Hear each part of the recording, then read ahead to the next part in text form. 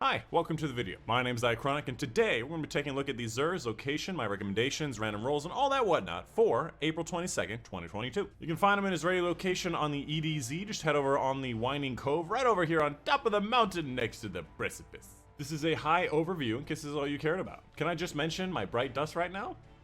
Nice.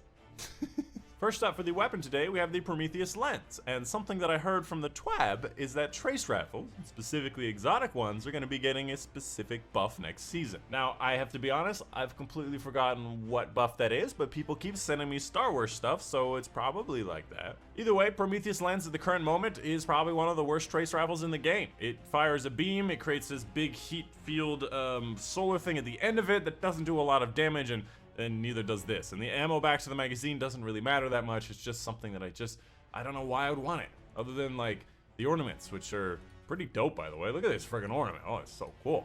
I don't know why you gotta give the cool ornaments to the stuff we don't use. After that, for the Hunter exotic, we have the Bombardiers. In my opinion, probably one of the worst exotics in the game. If you've never heard of it, dodging leaves behind an explosive and detonates after a short delay. You'll hear beep beep, and then it will explode after a second, damaging targets around it and creating a secondary effect based on your subclass energy type. And it does a bunch of these different things. Keep in mind that the suppress is not the same suppress, and the slow does not stack with these regular stasis slows. It's a very weird kind of exotic. It's just one of those things that enemies, you'll just hear it and walk away.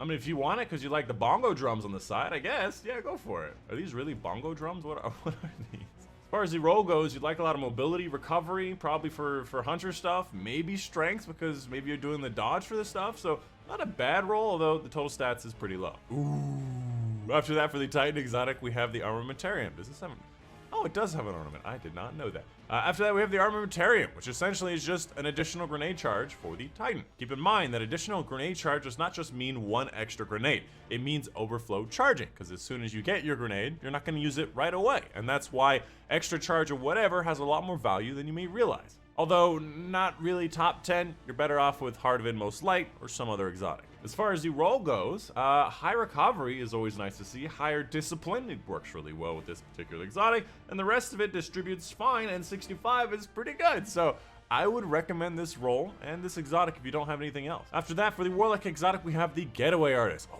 yeah, I forgot about it. It has some ornaments to it. The Getaway Artist, one of the more fun exotics in the game. You basically convert your arc grenade into a supercharged arc soul, and that arc soul functions as an autonomous turret, but it shoots more shots, more accurately, faster, and more damage than the regular arc soul. And not only that, it lasts for, I think, 10-20 seconds, and whenever you walk into the rift for the regular arc soul, it just refreshes your super arc soul. So keep that in mind. You're probably going to want to use it with that particular subclass to make this even better. However, obviously, it's very niche use, and it doesn't make a huge difference compared to using your grenade. As far as the roll goes, you'd like to see probably high recovery and high discipline. Not really high in either, but a total stats of 64 may fit your build. After that, we have the legendary weapon. 7 Seraph SI2 is a lightweight frame. I really don't like lightweight frame as their sidearms, although a pretty good roll overall, could have some damage perks. After that, we have the Ikelos, which is dynamic sway, tap the trigger. Very high stat potential here, but not a lot of range throughout the rest of it. After that, WOLFTONE draw, threat detector harmony. I believe this can have explosive head, and I would recommend that roll particularly.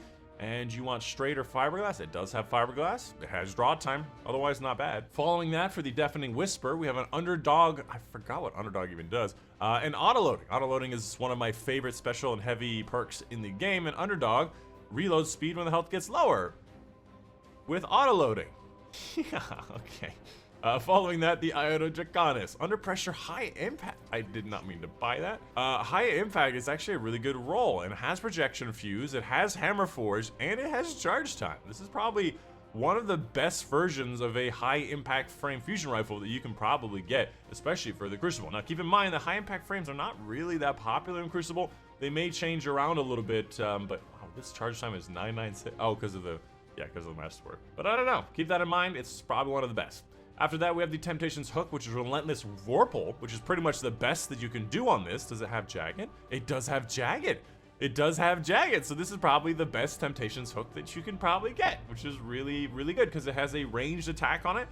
Fun pro tip, if you hold down the guard button and then you use the ranged attack, you use 1 ammo, and it doesn't do as much damage, but you can still use it at range without using 8. Or did they change it? Maybe it's not 8 anymore. Following that, we have the Frozen Orbit, which is Genesis Vorpal. This can, in fact, have Snapshot. It has a lot of range stuff on it, so if you like that, go for it, but I personally like it when it has range stuff. Or not range stuff, Snapshot stuff.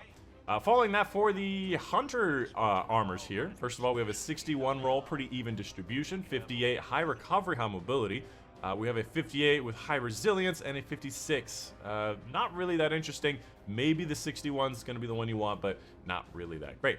Following that, let's take a look at the different options for the exotic weapons here. We have, first of all, Hawkmoon with a quick draw roll. Quick draw being a decent option here, although, again, I still prefer having a rangefinder here. A textured grip is not my favorite. I do like polymer grip. And, of course, chambered compensator is a recoil direction thing, so it will bring you up to a perfect 100 recoil pattern, although I do prefer extended barrel in this place instead. Although chambered does give you a bit more handling or stability. Yeah, stability and decreases handling. So, yeah, I'm going to say extended barrel. And, of course, for the DMT, which is going to be 4 times the charm. I believe that there are better options here, and for PvE you definitely want Vorpal stuff, so not the best haul in my opinion. And of course, make sure you're claiming that exotic engram. Guarantees you an exotic you've never received before, and it's going to be a high stat roll. Even if you have every exotic in the game, this is how you get the highest stat roll gear in the game. That's a 64 roll. Probably not as good as my old one, but this is the end game. Just go to the Zer every week. It's depressing. Hey yo, I got an exotic cipher, let's go! Which you can also spend on exotic engrams, but I personally recommend spending on exotic archive for a lot of the stuff that's there. I happen to have all of it, so I'm spending it here. 66, high recovery, high strength, god damn. And hey, if you haven't seen it already, I do live stream right wow, that's beautiful. I do live stream right after all these videos, as well as all the times on screen right now, oftentimes doing open lobbies for raids, for seasonal stuff, grandmasters, and all that whatnot. We have absolutely no fun. God, Kenobi. And come check it out. Huh, fun fact, 1K Voices has a range limit. Who would have thunk? And of course, a big thank you to my patrons on Patreon. Specifically, a big thank you to Mom and Dad, Chris Thompson, Kellyanne, Ostrike, Jickaberg, Monday, Steve Barkman, Unipanther, and Casey Racken for their support on Patreon. Hope you guys did enjoy. My name is Dychronic, and I will see you guys on the next one.